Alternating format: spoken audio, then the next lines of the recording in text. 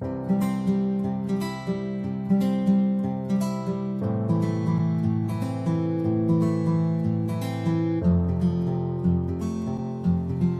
Yesu asifiwe. Karibuni sana katika channel hii ya Binti Sayuni 50, na kabla hatujaenda mbali, ninakuomba ukae mpaka mwisho, twende tukajifunze kwa pamoja somo letu la leo. Kutokana na hii series ya Zaini Matunda Mema, leo tunaenda kuangalia uvumilivu. Lakini kwanza naomba uangalie hii clip fupi tu ambayo ina introduce somo letu la leo. Mungu wa mbinguni akubariki sana. Utakubaliana na mimi kwamba katika area ya maisha yetu ambayo wengi wetu tuna struggle ni area ya subira au uvumilivu. Lakini tukumbuke ya kwamba Mungu anataka tusubiri au kuvumilia kwa sababu mbalimbali. Lakini katika yote cha muhimu kujua ni kwamba Mungu wetu ni mwaminifu, naye atafanya kile ambacho amekiahidi. Vile vile Mungu anatuita tuwe wavumilivu au na subira na watu wengine, kwa sababu hiyo ndio sifa kubwa ya Mungu, kwa sababu hata sisi anatuvumilia. Tukumbuke wengine wanaweza kuwa dhaifu kuliko sisi, kama sisi tulivyo wadhaifu mbele ya Mungu. Kama vile mkulima ambavyo huvumilia wakati wa kupanda, huvumilia wakati wa umwagiliaji, huvumilia wakati wa upaliliaji, lakini anayo matarajio ya kwamba siku moja mwisho wa msimu atavuna yale aliyopanda. Na sisi vile vile tutakapovumilia mpaka mwisho tutavuna mema tuliyopanda, kwa sababu Mungu wetu ni rewarder of those who are diligent. Amen. Mungu akubariki sana wewe ambaye unaangalia series hii au episode hii ya leo. Ninaomba kama bado subscribe, share, like and comment. Namshukuru Mungu kwa kunipa nafasi ya kuendelea na somo letu la leo. Na kama tulivyoangalia huko nyuma, mstari unaotuongoza ni Wagalatia 5:22. Lakini tunda la Roho ni upendo. Tumeshaangalia upendo, furaha, tumeangalia furaha, amani, tumeangalia amani wiki iliyopita. Leo tunaangalia uvumilivu. Kama hujaangalia episodi hizo nyingine, naomba rudi nyuma, na Mungu akubariki sana. Sasa uvumilivu ni muhimu sana kama ulivyoona katika hiyo klipu. Sasa uvumilivu mara nyingine kwenye Biblia au katika Kiswahili tunaweza tukatumia maneno mengine kuongelea kitu hicho hicho. Tukatumia subra, kungojea, kustahimili, lakini vyote hivyo vina maana hii moja. Sasa tuangalie hivi maana ya uvumilivu ni nini. Huu ni uwezo wa kusubiri. Unajua sio kila mtu ana uwezo wa kusubiri. Au mara nyingine kuna vitu tuna uwezo wa kusubiri, vingine hatuna uwezo wa kusubiri au kuvistahimili. Watu tunatofautiana. Na ndio maana tukifanya kwa kimwili, unaweza kukuta mtu anakuambia mimi siwezi kusubiri hiki, mimi siwezi kufanya, mimi siwezi kustahimili hiki, mimi naweza kustahimili hivi. Lakini katika roho, neno la Mungu linatuambia tunayaweza mambo yote kwake Yesu anayetutia nguvu. Kwa hiyo kwake Yesu hakuna ambacho hatuwezi kustahimili, kukisubiri. Kama Mungu amekupa hilo ni jaribu, atakuwezesha kulistahimili, atawezesha wewe kusubiri, na atawezesha wewe kulishinda. Umeona? Sasa ndio uvumilivu sasa unapimwa kwenye changamoto na majaribu na matatizo. Uwezi ukawa unahitaji unasema mimi nasubira au nina uvumilivu hujapitia kwenye changamoto kuhusu hilo swala. Umeona? Sasa changamoto na maumivu tunapoyapata, tunachotakiwa tuonekane au tujulikane sisi ni wavumilivu ni pale ambapo tutaendelea kusubiri bila kukata tamaa mpaka kieleweke, bila kulalamika. Yani ukionekana tu unalalamika, wewe sio mvumilivu bwana. Unaenda umebeba zigo huku unalalamika njiani, huo sio uvumilivu. Au unaacha kufanya, unasema tena bwana mimi ile zigo lishani na mimi nalibwaga. Hapana. Au unazira. Hii ni alafu wakati huo tunahitaji sisi kujua wewe mvumilivu. Tutakuona una utulivu wa moyo. Umeona hiyo kwenye hiyo clip jinsi ambavyo kila saa yani unaangalia muda, lini jamani mbona Mungu anijibu, jamani na mwaka wa 5 muda, yani muda ndio unakuwa kikwazo kikubwa kwako wewe. Hapo hamna utulivu wa moyo. Unatakiwa uendelee kuwa imara. Ina maana hata kama solution bado haijapatikana, lakini wewe uko imara, na katika nyakati ngumu. Na huo imara unajua unatokana na nini? Uwezi ukawa na uvumilivu bila kuwa na imani na tumaini. Imani kwa Mungu na kwenye ahadi zake. Ukimwamini Mungu, ukaamini ahadi zake, kwa hiyo utakuwa na uwezo wa kuchuchumilia. Ndio inaitwa hope, au ndio inaitwa nini inaitwa Kiswahili hope? Kutarajia. Unakuwa na matarajio. Kwa hiyo utakapokuwa na matarajio, ukiwa na imani, ukiwa na matarajio, unaweza ukawa mvumilivu. Umeona? Sasa neno la Mungu linatuambiaje? Linatuambia, ndugu zangu, hesabuni ya kuwa ni furaha tupu mkiangukia katika majaribu mbalimbali. Furaha tumeshaizungumzia huko nyuma. Mkifahamu ya kuwa kujaribiwa kwa imani huleta saburi. Kwa hiyo wapendwa, chanzo cha subira ni majaribu. Lakini haya majaribu sio majaribu tu yoyote. Haya majaribu yanaletwa kuitest imani yetu. Kama jaribu limekuja kukuharibu, kukuua, kukuchinja, hilo sio jaribu la kulivumilia. Hiyo ndio inaitwa NB. Not kwamba jaribu linalokuja bila kuwa na kusudi la kuijaribu imani yako, hilo halitakiwi subira. Unakumbuka Yusufu, neno la Mungu linasema wakati ulipofika lile neno likajaribiwa. Neno ndio neno, si unajua imani chanzo chake ni neno. Kwa hiyo pale palikuwa na inahusu imani ya Yusufu. Kwa hiyo na sisi hivyo hivyo hatutakiwi tuvumilie majaribu yaliyoletwa na adui. Temptation, no. Analeta ili ya kuangusha. Hapana, hizo unatakiwa uvae silaha zote za Mungu, upingane na hila zake asije kukuangusha. Haya. Sasa kwa nini Mungu anataka tupite katika majaribu? Kwa nini? Na Mungu ni pendo, Mungu ni mwenye nguvu na mwenye uwezo, anatujali. Ninatuambia kwamba saburi hiyo au hiyo saburi au hiyo uvumilivu unayo kazi kamilifu. Hiyo Yakobo 1 ukishuka mstari wa 4. Kamilifu, tupate kuwa wakamilifu. Kwa nini tuwe wakamilifu? Kwa sababu Baba yetu ni mkamilifu na watimilifu bila kupungukiwa neno. Mungu hataki tupungukiwe neno. Mungu hataki pale ambapo sisi kila saa mimi binadamu. Unajua ubinadamu tu, yes, kweli. Lakini je, are we going from glory to glory? Sisemi kwamba mwanadamu tunatakiwa tu wakamilifu hapa, au kuna mtu mkamilifu, au mimi ni mkamilifu, au kuna mtu mkamilifu. Hapana. But are we moving from glory to glory? Kwa hiyo, je, tunaelekea ukamilifu? Kwa hiyo kila jaribu linapokuja, jaribu la imani, linakuja kutufanya sisi tutoke utukufu hadi utukufu, tuwe wakamilifu, tuongezeke katika ukamilifu wetu tu, kwa sababu hatima yetu tunataka tuwe kama Baba yetu. Anasema lakini mtu kwenu akipungukiwa na hekima na aombe. Sasa angalia, huyu mtu alipungukiwa, umepungukiwa na hekima. Huo mstari wa 4 unatuambia kabisa watimilifu bila kupungukiwa na neno. Kumbe Mungu hataki tupungukiwe na hekima. Na hekima ya Mungu tunaipata tunapopita majaribuni. Tukipita majaribuni kujaribiwa imani yetu, saburi inajengeka, tunakuwa na saburi. Tukiwa na saburi tunakuwa wakamilifu bila kupungukiwa na nini? Na hekima. Na kama mtu kwenu amepungukiwa na hekima, na aombe, Mungu mwaminifu atawapa. Kwa hiyo kumbe tunavompaga hekima, saa nyingine ukiomba hekima ndio unaletewa na jaribu. Kwa sababu hekima ni nini? Si ability ya ku apply knowledge. Kwa mfano, wewe umepita kwenye jaribu fulani. Ile jaribu linakuwezesha wewe kumjua Mungu kwa namna fulani. Kwa hiyo una uwezo wa kuiapply hiyo knowledge kwenye maisha yako. Kwenye jaribu lingine likija, unakumbuka okay, Mungu ni pendo. Yaani shetani hapo sindanganye. Sio umepata hekima.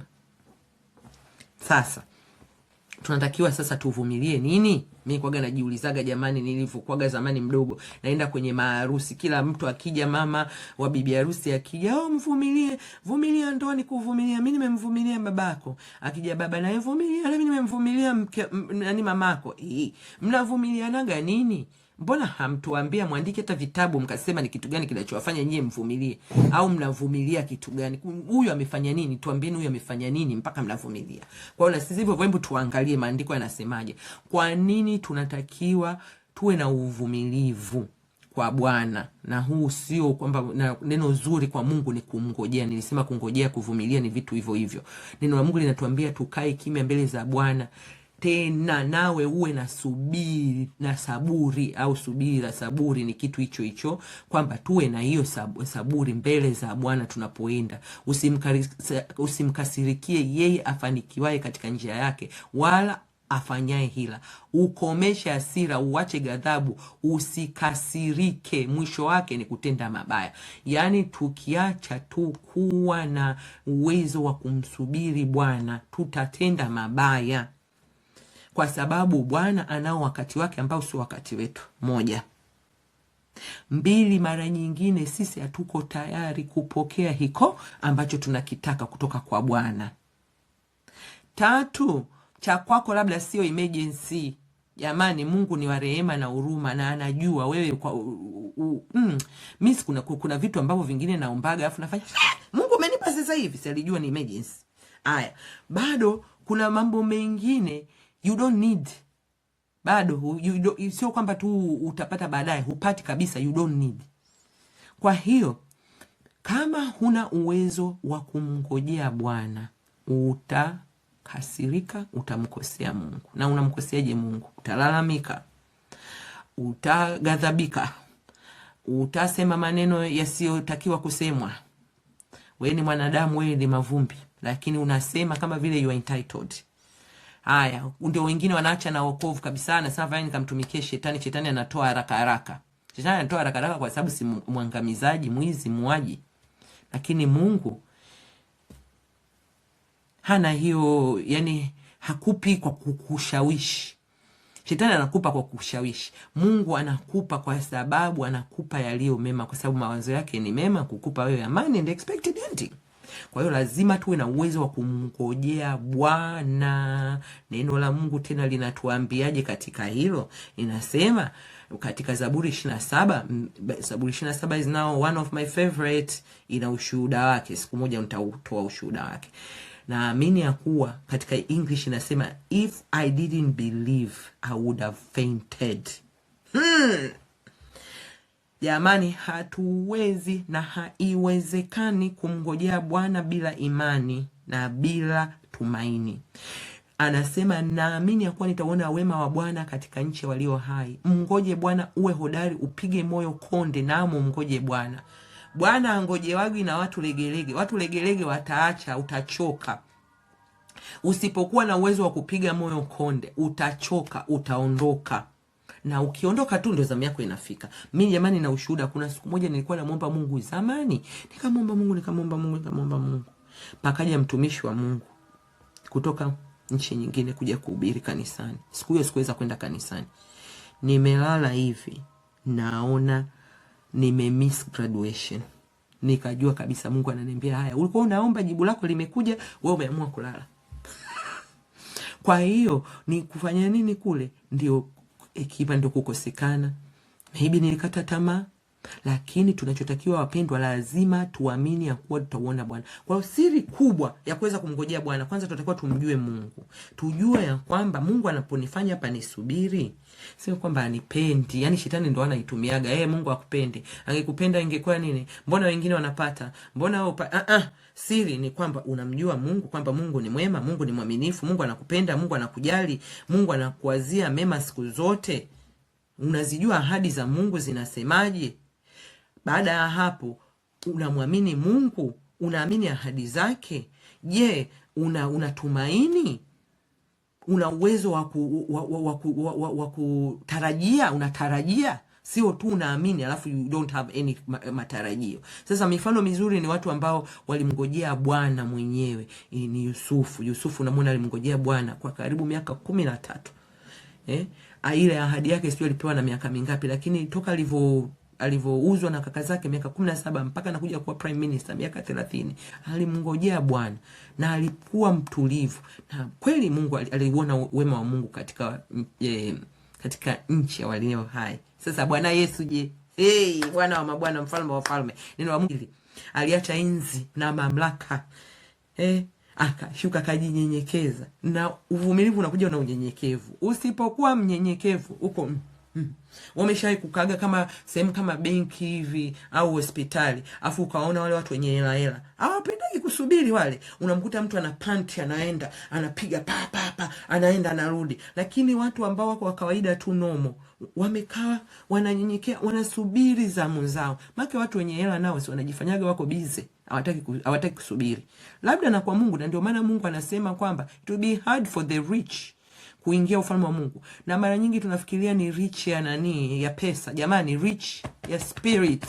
Kuna watu wako rich in spirit, kiburi kimejaa kwenye moyo mpaka wamekuwa rich wa kiburi. Sasa Bwana Yesu alivumilia mpaka msalaba. Sasa kama Bwana Yesu amevumilia, wewe ni nani usivumilie? Najua ni ngumu. Sio nasema hivi na mimi najisema najua ngumu. Jamani mwenzenu, hata mimi sasa hivi hapa nipo katika jaribu na vumilia. Lakini kila saa inabidi nijikumbushe. Labda na Mungu ndio maana kanipa hili somo. Kila wakati najikumbusha. Bwana Yesu ulivumilia. Naomba unitie nguvu na mimi nivumilie. Haya. Ahadi za Mungu nazo tutakiwa tuvumilie. Na kama nilivyosema, na mimi nipo kwenye jaribu ambalo ninasubiri ahadi. Mungu kaniahidi. Sasa kuna wakati nakaa na waza. Lakini kuna kitabu nimekisoma kinaniambia likija tu wazo unamwambia hivi, rudi nyuma shetani, afu unamkumbusha hiyo ahadi ya Mungu. Naona inanisaidia kabisa. Yaani ni kama Yesu alivyokuwa anatupa neno, imeandikwa, na mimi nafanya hivyo sasa hivi. Kwa ahadi za Mungu, neno la Mungu linasema hata alipokuwa amekutana nao aliwaagiza wasitoke Yerusalemu bali waingojea ahadi ya Baba. Waliambiwa nini? Wangojee nini? Ahadi. Na sisi ahadi tunatakiwa tungojee. Tunaona mitume walingojea mpaka Roho Mtakatifu alivyokuja. Tunaona wana wa Israeli kilichowashinda ni kungojea. Ilikuwa wenyewe maji yakikatika tu, wakiwa hamna maji huko jangwani, sio kukatika maji yanakauka. Wanapita mahali hamna maji, pana ukame. Musa, tunakufa, tunataka kurudi Misri, afadhali tufe. Mnaona walivyokuwa wanajitenda nini, unavomkosea Mungu kama uweze kuvumilia. Kila siku unajitamkia mauti. Afadhali nife. Hii imenishinda. Jamani, mngojee Mungu, tena uwe kimya. Na ndio maana neno la Mungu limesema uwe kimya. Na ndio maana ukiangalia Zakaria, mnamkumbuka Zakaria katika Luka 2, ilibidi Mungu amfunge mdomo. Sijui Luka 2 au Luka 1 au Luka 2. Mungu akamfunga mdomo sababu alijua Zakaria ataongea kitu Yohana Mbatizaji hata kuwa Yohana Mbatizaji atakuja kupata kitu kingine, au ile mimba inaweza kuwa aborted. Kwa hiyo Mungu atusaidie tumsubiri kwa kutulia na atupe moyo wa utulivu. Ndio maana kuna ule mstari, be still and know that I am God. Umeona? Kuvumilia, tunavumilia nini kingine? Kuwavumilia wengine. Jamani, Mungu hajatuumba sisi peke yetu, wala hajatuita sisi peke yetu. Ametuita sisi ni kanisa. Lakini vile vile hata nje ya kanisa, ambao wako nje ya kanisa ni watu ambao Mungu anatamani waingie katika kanisa. Sasa kama tutashindwa kuwavumilia, tutawavuta vipi? Tunamwona Bwana wetu Yesu Kristo alikuwa anakula na walevi, na wanyang'anyi, na wa ushuru, wote alikuwa anakula nao chakula. Sasa alikuwa anawavumilia. Lakini Mafarisayo hawataka wamvumilie mtu, akimwona tu mwenye dhambi. Umeona? Lakini neno Mungu letuambia ni kwa unyenyekevu wote na upole wote tukichukuliana. Kwenye ni usome mstari vizuri. Inasema kwa unyenyekevu wote na upole, kwa uvumilivu. Umeona? Mkichukuliana katika upendo. Upendo lazima usike, upole lazima usike, unyenyekevu usike, ili kwamba kanisa lijengwe na watu vile vile waje katika ufalme.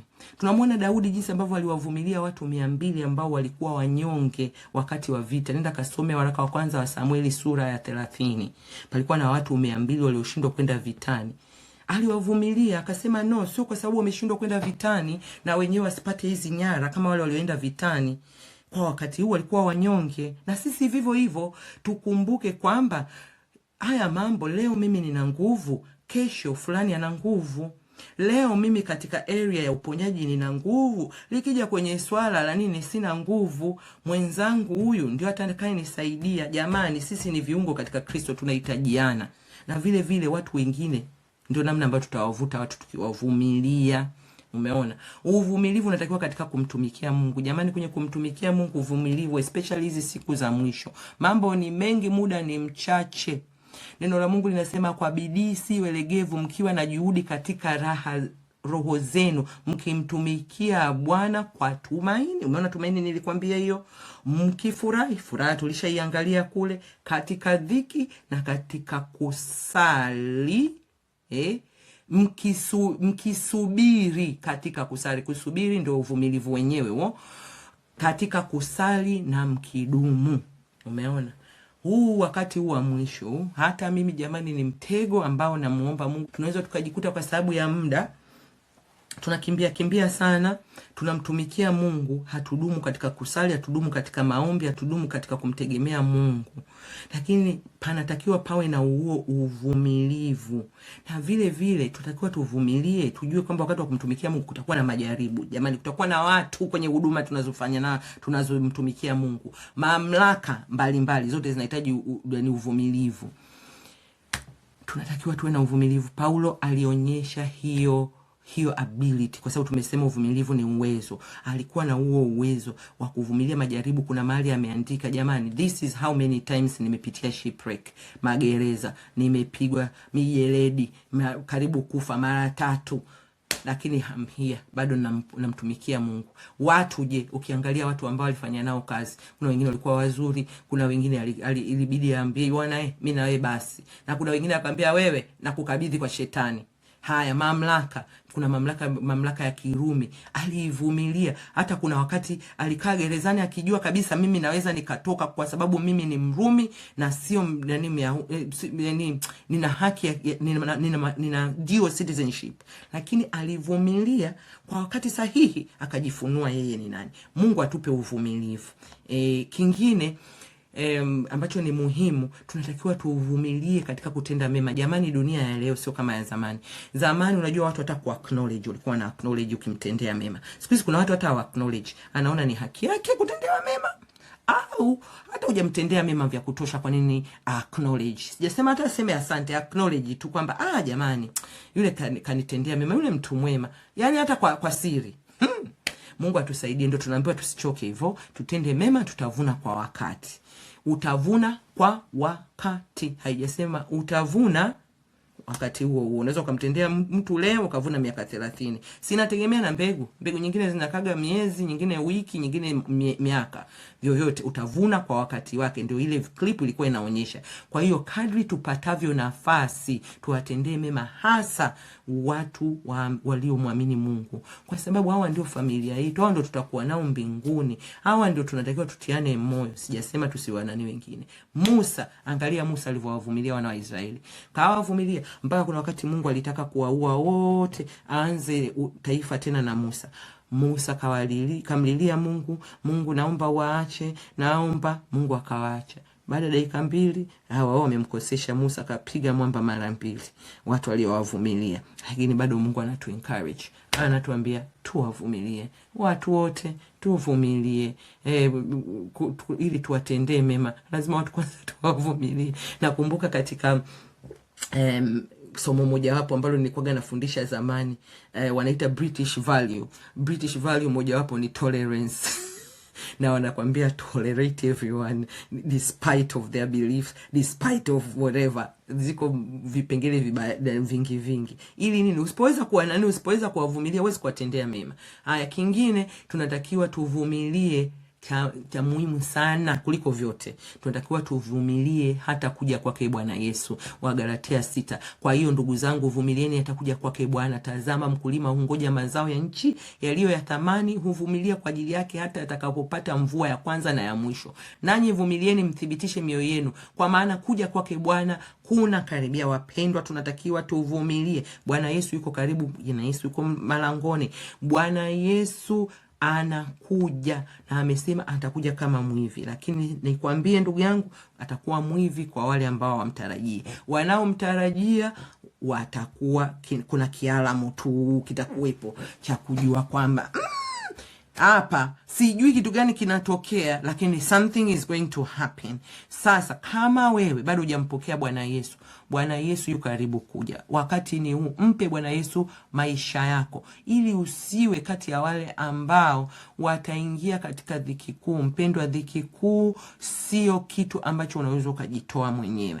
1, 2, je, uko kishindwa dhiki kuu, ndugu yangu, kwenda huko kwa shetani. Ule moto haukuwekwa kwa ajili ya wanadamu, ulitengenezwa kwa ajili ya shetani. Na wewe sio shetani, wewe ni mwana wa Mungu aliye hai, umeumbwa kwa mfano wake. Mungu anataka umpokee Bwana Yesu awe Bwana na Mwokozi wa maisha yako, ili atakapokuja, kama atakuja kukuchukua wewe peke yako au atakuja kuchukua kanisa, uwe kati ya hao watakaochukuliwa. Haya, tunakuja kwenye swala la wale ambao sasa ndio tumempokea Yesu. Neno linatuambia tuvumilie mpaka mwisho. Jamani wapendwa, kuna kuvumilia na kuvumilia mpaka mwisho. Kuna wengine, umeona wana wa Israeli walifika mpakani. Ukienda kwa soma Numbers, ile kitabu cha Hesabu sura ya 13 na 14, walifika mpakani, wameshaenda hata kufanya kuspy ile nchi, kujua ile nchi ikoje, lakini hawakuingia kwa kutokuamini kwao. Umeona, kuvumilia na kuamini na kuwa na hope ni vitu hivyo hivyo. Mimi ngoja niishie hapo. Mungu awabariki sana. Ninamuomba Mungu tunda la uvumilivu likaonekane katika maisha yetu, yangu na wewe. Cha muhimu kuliko vyote, ni afadhali tukose vyote, lakini hiki kimoja, tuvumilie hata kuja kwake Bwana Yesu atukute tuko katika imani. Bwana Yesu aliuliza akasema hivi, je, nikija nitaikuta imani? Bwana Yesu aikute imani yako katika jina la Yesu. Ninaomba kama bado hujasubscribe, subscribe, share, like and comment, na ubarikiwe sana.